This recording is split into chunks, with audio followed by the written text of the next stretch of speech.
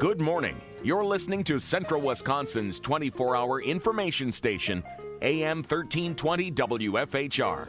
It's time now for the Morning Magazine, brought to you by Comfort Air Heating, Cooling, Plumbing. We're back with the Morning Magazine here on AM 1320 WFHR, where we have Wisconsin Rapids Mayor Zach Vruwink joining us. Good morning, Mayor. Good morning. How you doing today? I'm doing well, thanks. A bit of a run-around kind of day, but that's kind of a par for the course norm, for you, yeah, isn't it? right. Yeah. Uh-huh. So I understand that you're not alone. You're going to be bringing some guests in a little bit? That's right. So we've got folks in town that are assisting the city with a wayfinding project, and they can talk a bit more about what wayfinding is. They're the seasoned experts on the topic, but basically the city is looking to enhance its recreational trail system. We've made a lot of investments in that area, and now we want to capitalize on those investments, both from a visitor and from a resident perspective. So we're going to be talking with those folks shortly after the 10:30 break. I'm guessing they'll be on air with us. Excellent. Well, looking forward to that. And anytime we can bring in extra people and something like that, not just on the air here, but to our community. Yes. It never hurts having a bigger perspective and more eyes on the issue and that kind of thing. Exactly. And we'll talk more about that in a little bit. What I wanted to get into today, right off the bat, was the year we're in 2020. We've been talking for months, not just you and I, but plenty of people we've had in about how big this year is for this particular community, really for a lot of our neighboring city towns too and stuff, but just kind of putting the focus on Wisconsin Rapids here. Of course, with the Boys and Girls Club and the Y opening up and that, the water park, there's a lot of construction going on, a lot of these projects happening. As far as the water park and some of this stuff goes, everything going according to schedule, or as far as Mother Nature will let us go right now? That's right. Yeah, so the pool project is progressing as expected. When winter came a little earlier in November than we were expecting, it impacted a lot of projects as it relates to the ability to do paving activities. Yeah. So, for example, the Chase Street reconstruction project, which is just south of here between 17th Avenue and 21st Avenue, we were able to get our first layer of asphalt down. And then as it relates to the pool, they were hoping to get curb and gutter poured in the parking lots. A lot of folks still are asking questions about all the parking. Where's all the people going to park for the pool? And there's actually 3 parking lots that are going to be constructed inside the fence adjacent to the pool facility. So depending on how early spring comes, let's hope and pray for a March 1st or a mid-March spring, like an actual spring where we can, all these projects can get back to active status as it relates to some of the exterior stuff. But so aside from the parking lot and the curb and gutter activities at the pool, much of the theming has been installed, so folks that might be curious, they get out of their vehicle and walk outside the fence of the project can see boulders and some of the natural theming elements that were brought into the facility. Those things have been installed, and a lot of the scaffolding around them is removed, so you can see it. But most of the work at the pool project right now is concentrated inside the building, the bathhouse building. So for our listeners, there's the concession area, which is generally the primary not raiser, but revenue source for the facility. The multi-purpose reservable room, which is also a Four Seasons room, so community can reserve that room year-round. Its capacity is about 100 people. So it's a pretty sizable room. We continue to experience pretty much at capacity shelter reservations at our park facilities in the city, and we continue to hear from community groups that they're always looking for more meeting space or flexible space that they can host a small gathering, a social, maybe a birthday party, that type of thing. So that's also being worked on right now through the winter months. Most of the windows have been installed in the building, so the building is actually heated now, being heated, so folks can work. So all the painting activities and some of the finish work can go on. The admissions area is also in the building, and that admissions area doubles as the warming shelter in the wintertime. So the floor will be a rubberized material, so folks that are using that have ice skates or hockey skates on can use the facility without ruining and damaging the floor or damaging their skates. And so that work is continuing. And then there's all the restroom, changing room facilities, locker space in the building. And so, again, all of that work is ongoing right now in the winter months. And then we also have the pool equipment building, which is the building that would be, as folks are driving by the facility, the building closest to the old tennis courts. Okay. And so all of that pumping and piping equipment is all being installed and configured through the winter months. People saw the slide towers go up shortly before Christmas. And so it gave everyone kind of that to scale visual appeal of what this facility is going to look like.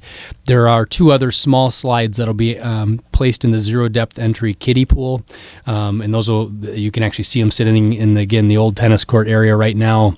Most of that equipment is all on site. But yeah, and by and large, the project is on schedule.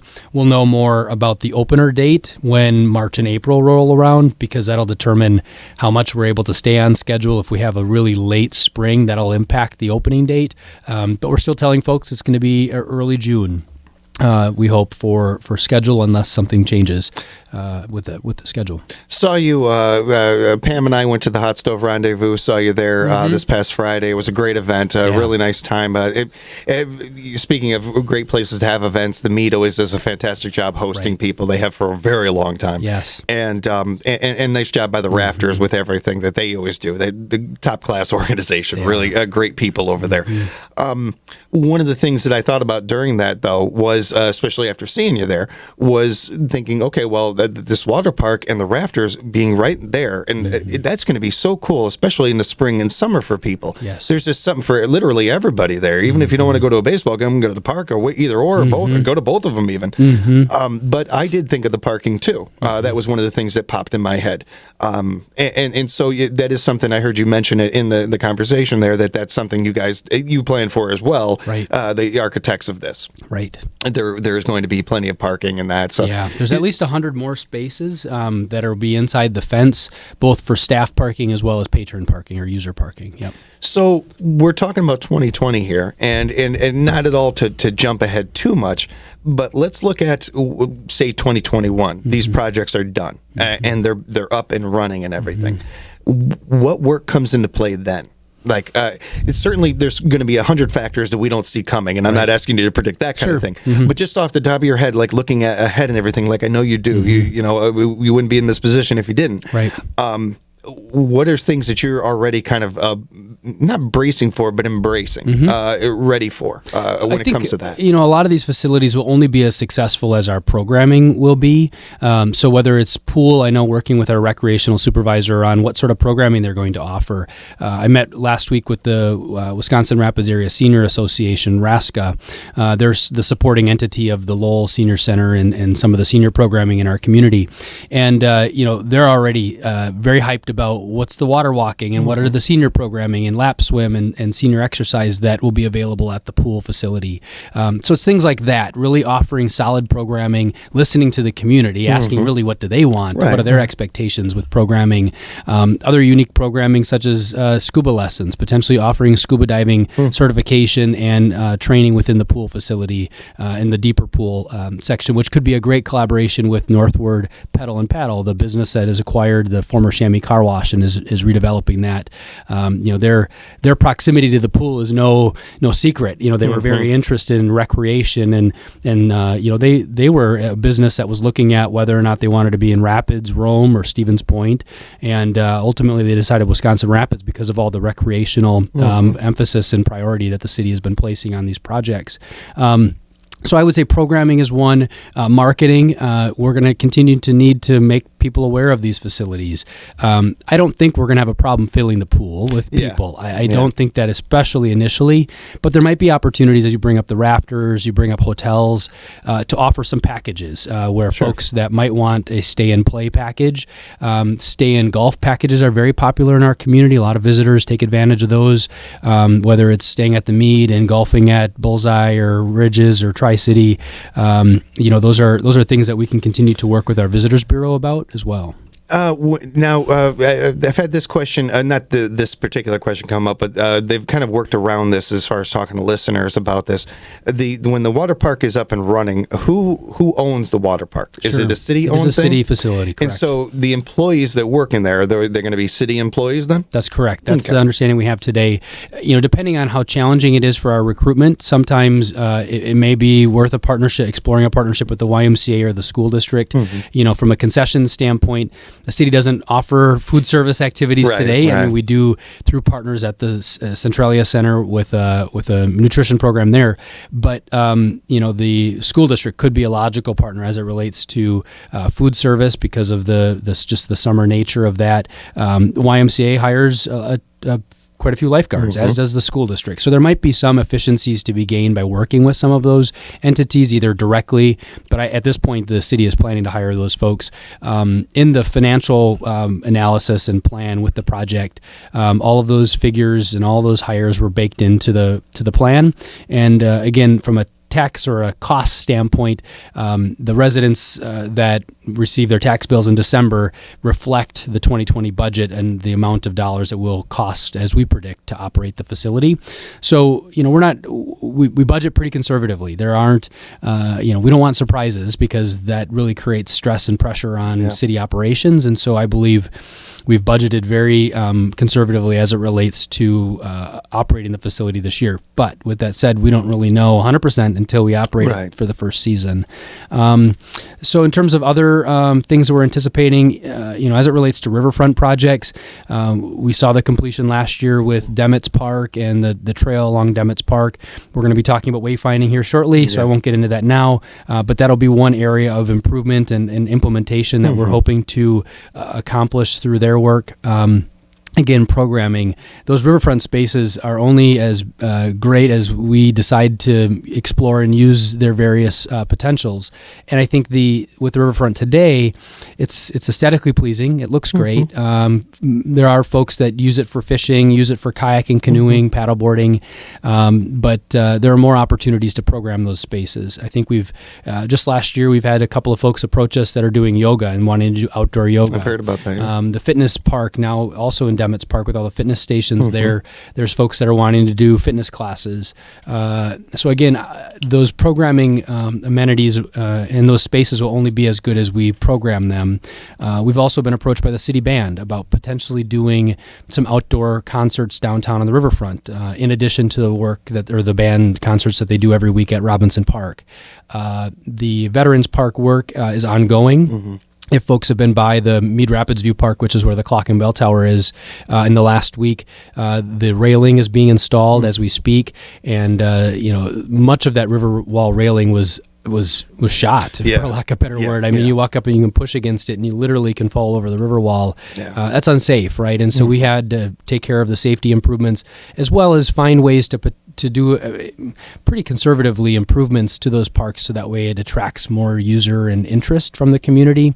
Again, programming will be important there. The library is another entity that we're talking with about doing an outdoor library series. So the library is a phenomenal resource in our community, and they're also realizing that not everyone wants to use the library building proper, that they want to use library services in the community. So something they're exploring, and we're exploring with them next year to do in the parks as well. We're not that far apart in age, so I'm guessing that you had some memories as a kid at Rainbow Falls.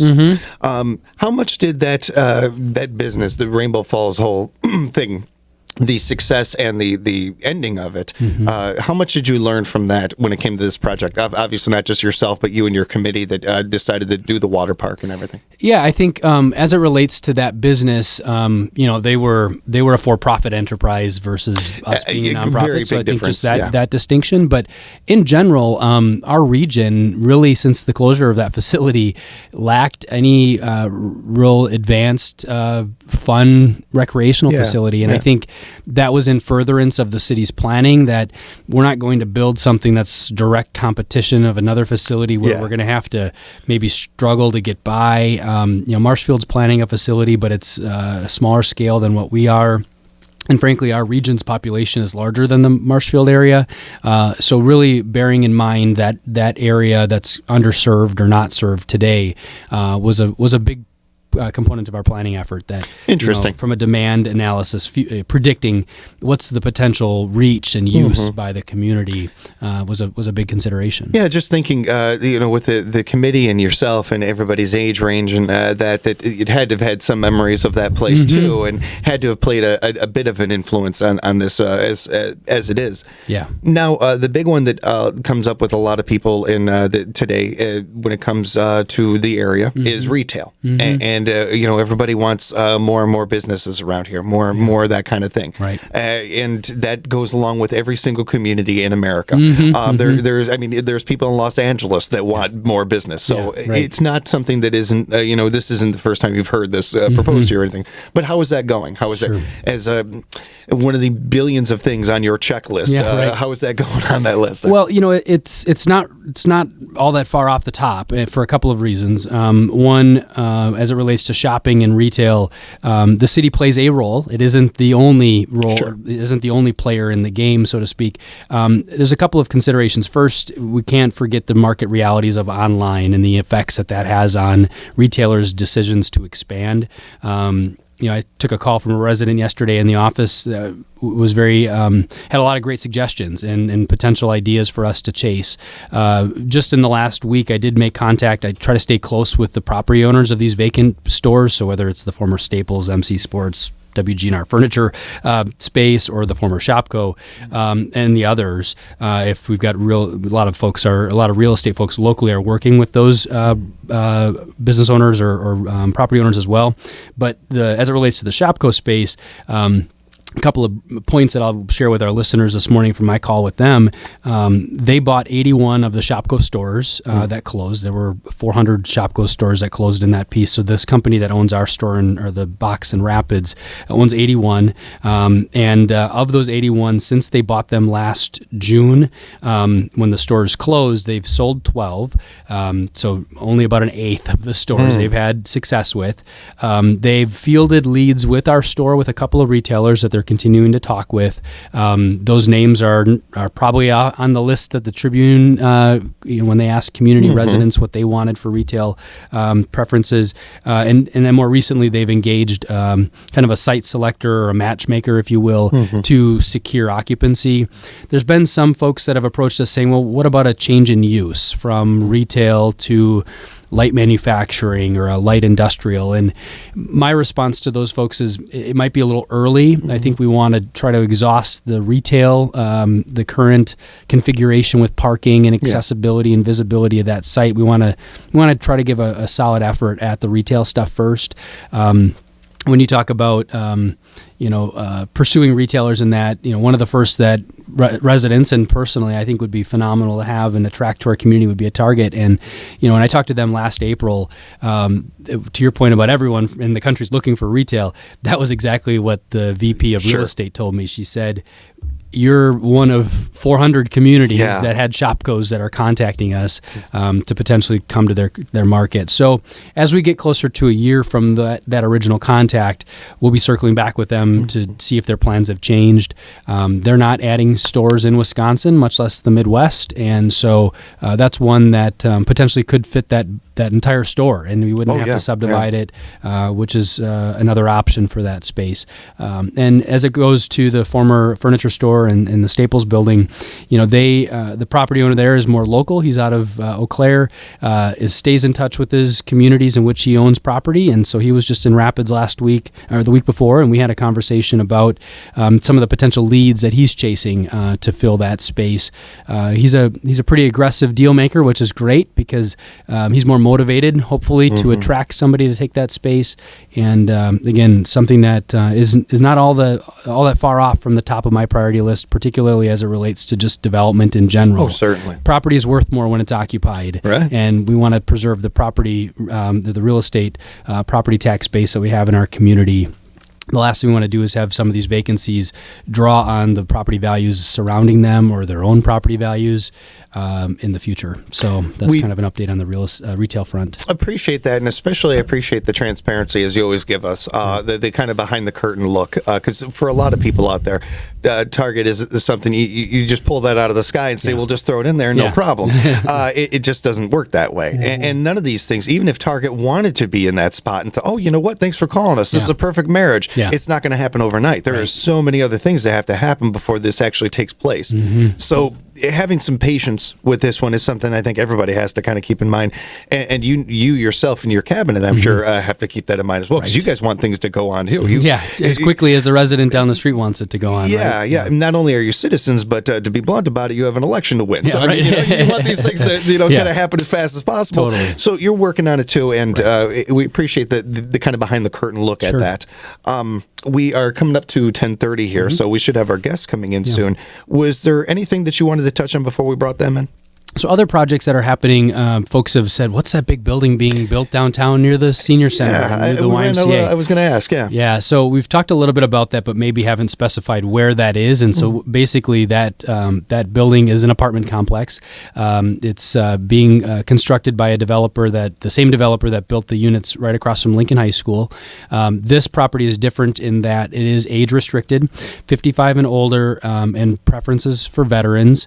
And when we made the decision to cite that or propose that property for that development, it was really intentional in the sense that the senior center and the VA clinic are right literally out the front door of that facility. So folks that are receiving services or wishing to stay active and engaged, as they get closer to retirement or are retired, that property will be open sometime this spring. They're making really tremendous progress with it. That building it'll be 40 units, and then underground parking, covered parking, heated parking, all that type of thing. So basically a garage beneath the building, and then there'll be some parking outside the building for tenants. And why that's important, I continue to stress for folks, the housing crunch that our community and the state is facing, and probably nationally, really relies on cities to be actively engaged in housing discussions and promoting a healthy housing stock, one that's affordable but also has available inventory that turns over at a certain pace. And for us, our aim is simple.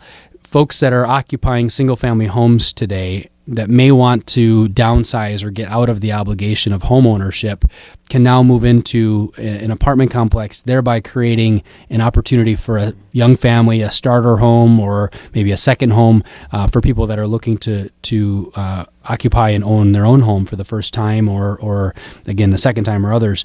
And that's something that as you probably have heard on real estate updates and such on the show or on air, our community has a really low inventory of available homes for sale. And that does not help our efforts to grow the economy, because, the company like Metalco, who is hiring already their plant manager, their HR manager, and their support staff, those folks are not necessarily seeing available housing in the city, and they're having to commute to the city for work. And we very much want them to be living in the city for the very same reasons we just got done talking about, and that's retail. Yeah. The more housing in the development world they call rooftops, the more rooftops in your community, the more likely retailers are willing to grow in your community. So housing is a very connected issue that touches so many of our efforts. And so the project downtown is an apartment complex that will add density. It'll also create demand for potential goods and services in that area. The city has some vacant space in the Centralia Center. And so those spaces, we hope, as the YMCA, VA Clinic, and Boys and Girls Club redevelopment wraps up, which will be sometime this spring and early summer, that all of these things will now have a new vibe and a new attractiveness to them. Certainly more demand and more visibility as a result. So that's another area of kind of development, just that whole River West neighborhood where the mall previously was is really going to be it's already taken on a new look, and when they finally open this spring and summer, it'll take on a whole new vibe. As a side note, it's nice to know that our mayor listens to our station. We had JR on yesterday. That. We talked a lot about this, and that was one of the things on and off air JR and I talked about, was the importance of that, of the inventory, that term right there and stuff. And so that's a really great thing to hear. And then real quick before we take the break, we talked about this last time, but for listeners that didn't get a chance to hear here. We're speaking of the Shopko area. There is a building being built, or not a building, but there's something being built right over there as well. I've had a lot of listeners asking about what's going on there. Yeah. And so that's La Taqueria. It's a Mexican restaurant. It's a young couple that own a restaurant up in Wausau, have a connection to Wisconsin Rapids, and they said, we've looked at other places to grow our business, and Wisconsin Rapids was right on the top of the list. And they cited the reinvestments, the new energy, the confidence that this community is gaining, and it was really reassuring, for a young couple to stick their money on the line and their investment on the line to really work out a deal with the owners of that strip mall to add another great restaurant to our community. So that I believe is on track to open in the next month or so. They're making great progress. Good to hear. Really good to hear. We are speaking with Wisconsin Rapids Mayor Zach Vruwink. We're going to take a short break. When we come back, we'll have more with the mayor right here on Morning Magazine, AM 1320 WFHR. On Morning Magazine, and we are joined by Wisconsin Rapids Mayor Zach Vruwink. We also have Wisconsin Rapids Community Media in with us, and a hello to them, and appreciate them being in with us today. Mayor, we're going to be bringing in some guests in a little bit, and I thought we could kind of get some of the intros of who they are, kind of not out of the way, but cover that right quick. Yeah. So the city, as I mentioned at the onset of the show, is really looking at finding ways to capitalize and leverage the regional asset we have in our recreational trail system. One thing we're seeing as a trend is leisure travelers, recreational travelers are looking for those ways to stay active when they're visiting a place. And we believe we've got our regional trail system that's an asset second to none, probably even better than some trail systems that some of our listeners maybe have visited on their leisure time. And so part of the challenge with our system is it's not real well documented. If you use the system and you're a runner, a biker, or a walker, you kind of know your routes. But outside of that, if you're a visitor and you look at some of the maps don't necessarily tell you what are the assets that are along there. Can I walk from downtown to the zoo? Can I walk from the zoo to the Fireman's Memorial? Like some of those real basic visitor experiences. So the professional term that this work is captured or categorized in is wayfinding. And the city is looking at approaching a project that contains three components. One is working with the Village of Buren, hopefully the Village of Port Edwards, City of Nakusa, and the Town of Grand Rapids or the county to put together a unified trail mapping and trail wayfinding system. So it could be as simple as some maps at different trailheads, some of the maps that identify, okay, where's parking, where are restrooms, where are some seating you opportunities. are here signs. Basically, yeah. And so we've hired a firm that specializes in that work, and some of that expense has been shared by the Ho-Chunk Nation, has made an investment in the project, Wood County Health Department, as well as the city. And this funding source at the city has been the city's room tax dollars as it relates to, again, this really direct connection we have with visitors. The city over the last number of years has invested in a lot of our trails, new trail segments, whether it's the connection from First Street near downtown all the way up to now into the Village of Buren and Buren's connection to the new trail segments that we talked about within Demetz Park or the East Conservancy project, East Riverbank Conservancy. All of those segments now can be represented in a master system. And if you talk to folks that are users of these types of recreational trails, they reference the Green Circle Trail up in Stevens Point or Portage County. They reference the Elroy Sparta Trail. They'll mention Vilas County's trail system, Marathon County maybe. And I don't believe our system in the Wisconsin Rapids area is well known because we haven't marketed it as a system. And so part of this work is going to be for them to identify the routes, identifying names perhaps to some of the connecting points, and then putting in signage that'll help navigate users, residents or visitors, doesn't really matter, how to effectively use the system. It's funny because it's one of those things where I've been here long enough where and I've always been a runner, and I've taken time off here and there, and I just picked it back up again running. And just the other day when we had a little bit of a nicer night, I went on a run and didn't even think about that kind of thing as far as where things go, because I know already. But it's one of those things where there's plenty of people who don't know, plenty of people who don't, and especially some of these newer additions you're talking about. So just a simple thing like that, it seems like such a kind of a simple thing, but there are so many layers to it. Right. And what the benefit that it has is something that I would not have thought of, but you're absolutely right. Is this something that came about, the idea of bringing these guys in and everything? Is this something that came from a community member or something that you guys noticed needed being addressed? A couple of areas. I think there were a number of us that had approached or heard feedback in a couple of circles. I think the first, we had intended to incorporate signage in the master plan that was the riverfront development. Okay. We opted because of size and scope and cost to eliminate that at that time and pick up the project later. But we continue to hear from employers that have operations near the trails system, that their employees want to be active over the lunch hour, over a break during the day, but they don't really know how far they can go within a 5-minute walk, a 15-minute walk. Our Visitors Bureau, while they have a visitor's guide and some maps, and we all have smartphones now, it doesn't articulate very well. If let's say you go downtown for dinner, what else can I do while I'm maybe early for my dinner? Or where are the points of interest? Where is the library? Where are the historical museums? Those types of amenities that if you're a visitor to our community, they're not as obvious. And so I think there were a number of us that approached and saw the need for this. And I think there's also opportunity from a cultural, historical perspective to do some interpretive information downtown, a bit on our history, on what the use of the river might have been in certain periods of our existence as a city, for the Ho-Chunk Nation to tell a story about their historical use in connection to the natural resources in our area.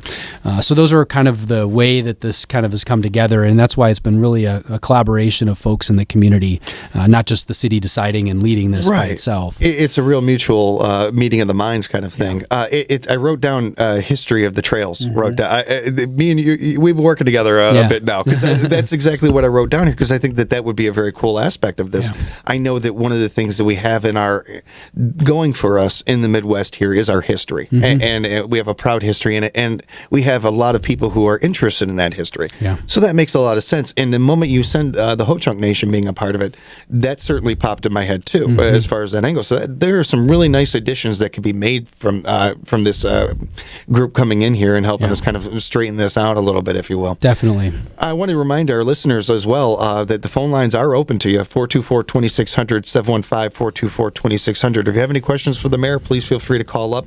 If you have any questions for me, you could, but it doesn't really, it seems like a waste of time. You can ask call me, you another time, right? You can call me anytime, yeah. But you could ask Joe a question, but he can't really, he's a little busy himself. Yeah, so, right. If you have a question for the mayor specifically, 424-2600, 715-424-2600. Since we have a minute here, let me ask you, how did you enjoy the sports weekend? Did you enjoy the Packer game? Did you have fun? I felt like it was an emotionally draining event. I think for all of us that watched the game, it was, pretty tight till the very end.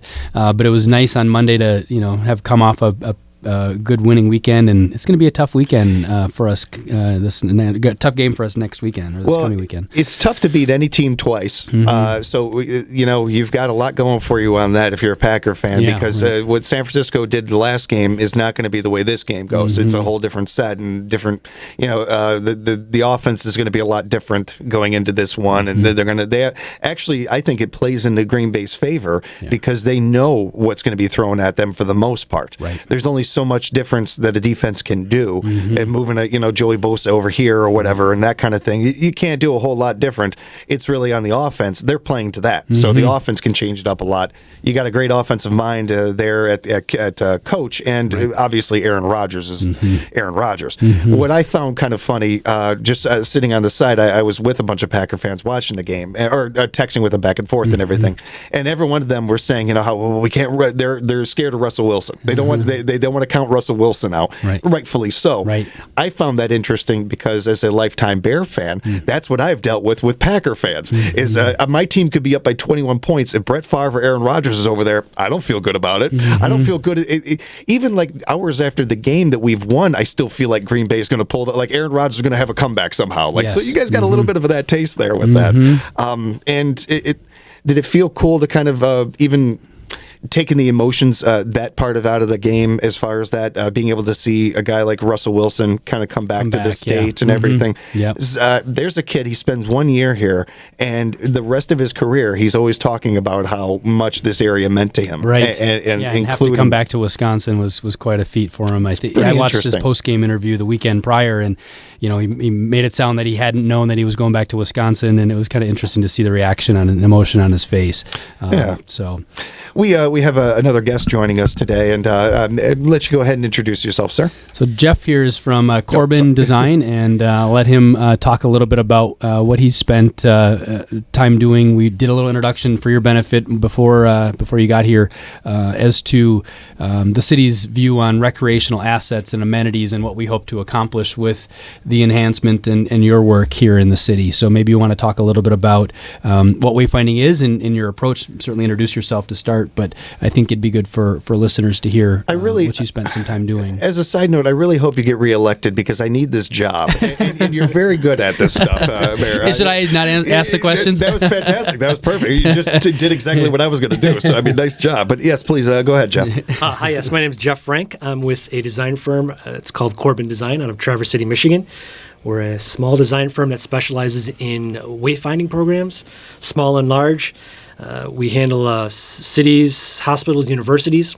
My specialty is municipal wayfinding, cities large and small, as well as trail wayfinding.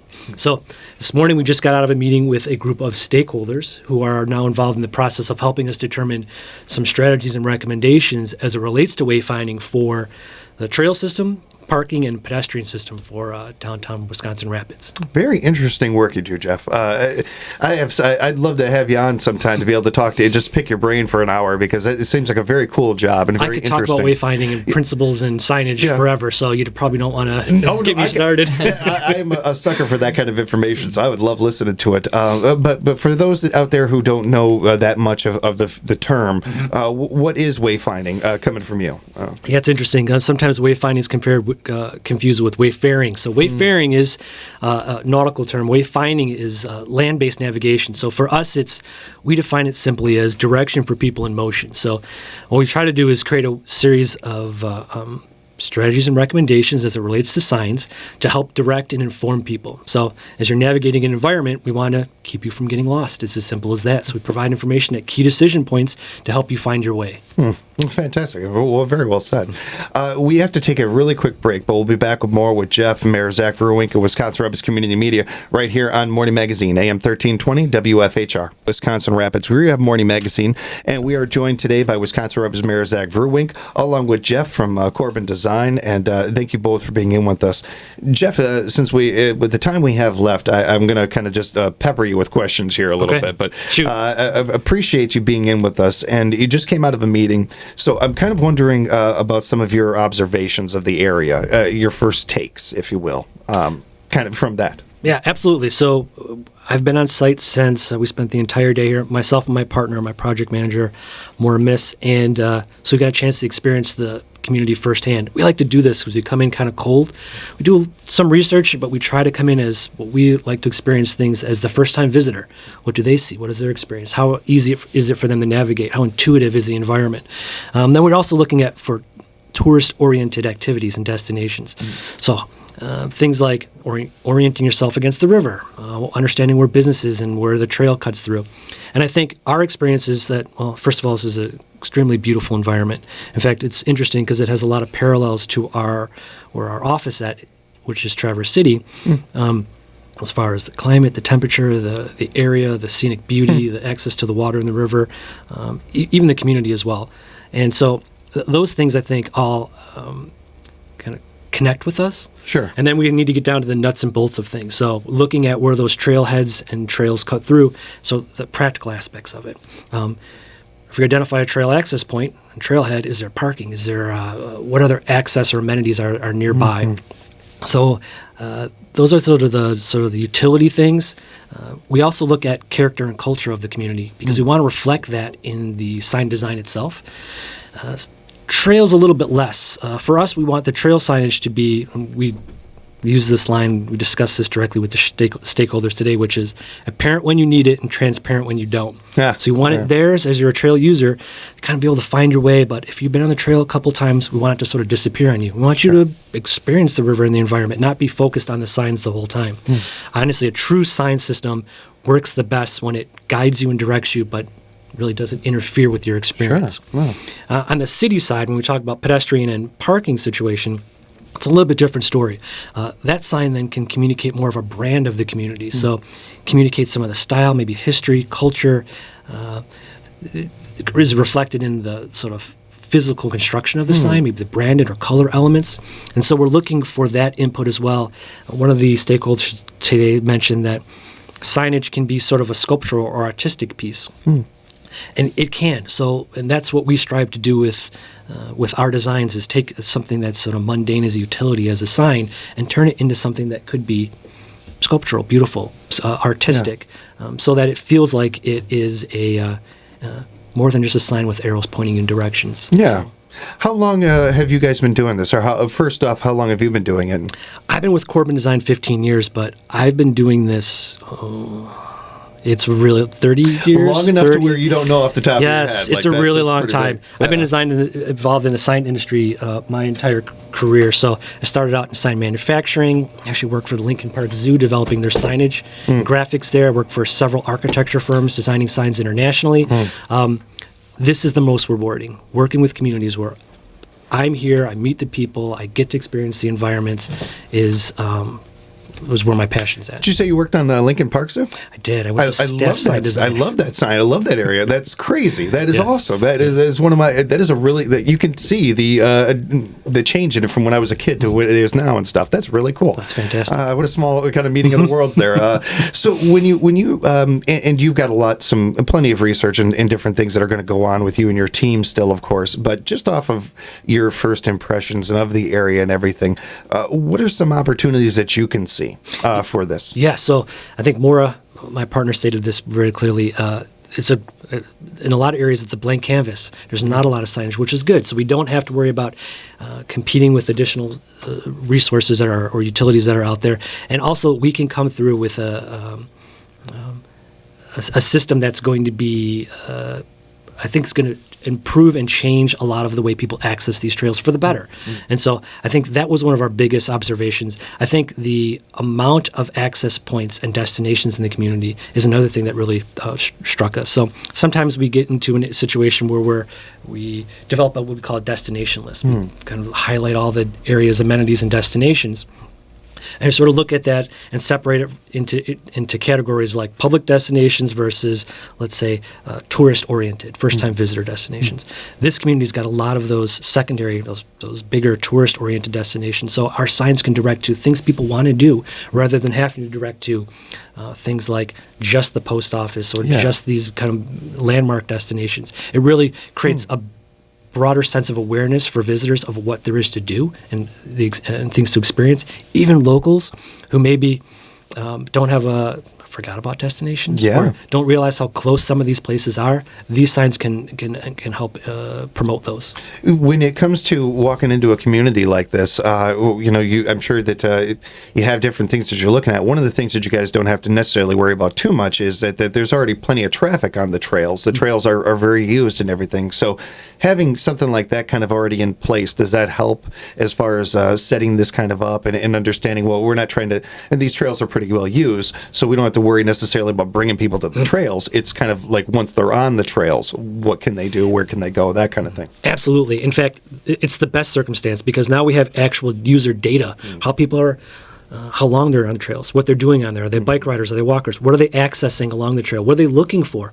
What trail points are they accessing the trails on so that we can determine and create a hierarchy for these trailheads. Some will be large, they have parking lots. Some may be intermediate, where there's a smaller sign, but they just need a little bit of a mini map. And some might be tertiary ones, where it's a community access point, where it's just local neighborhoods accessing that, and they just need maybe an orientation. Downtown this way, the next community this way, or the next destination is in the opposite direction. So we can tier the information, the structure it for those folks. So what is the next step for you guys? We are going to conclude our analysis gathering here on site. Then we go back, we do additional office research, and then what we do is we summarize all that information into a wayfinding analysis document. And it's just a series of strategies and recommendations as it relates to everything that we've reviewed and discussed, and we submit that back to the city for review. Excellent. Wow, that seems pretty basic. And so, for Mayor, from your perspective, when it comes to that, you guys, you kind of have to sit back and see how this goes and everything. I know, but you got to feel pretty like this is what you brought these guys in for. Right. Yeah. And I think as we went through the selection process, there were 11 firms that responded to the city's request for proposals or qualifications.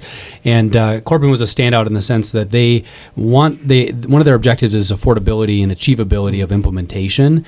That, the city has a sign shop. We've got staff that fabricate signs. And while there's a scope of what they generally do on a regular basis, how can we incorporate them into the process from an implementation standpoint? And so it's things like that. Some of the qualifications that they've shared with stakeholders this morning and with us during our interview phase originally was how do they utilize local materials and local resources in the sign? So it's not just buying a sign that's fabricated outside the state perhaps or outside the region and then just installing it.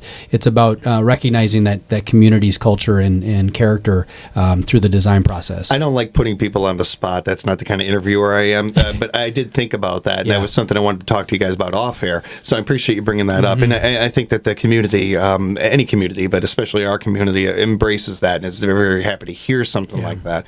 And Jeff's a great guy. I mean, bring him by anytime, even if he doesn't have anything to talk about. Just bring him by. He's a great guy. As always, we appreciate the time, Mayor. I know how busy you are. So thanks a lot for being on with us, and already looking forward to the next time we can talk. Great. Thank you. And thanks to our listeners. If they have any calls or questions, certainly have them reach out directly to me in the office. And Jeff, to you and everybody over at Corbin, thanks for coming to the area, and great to have you on the air with us. Well, fantastic. Thank you for having me. And Joe, everybody over at Wisconsin Rivers Community Media, we appreciate you. Thanks for everything.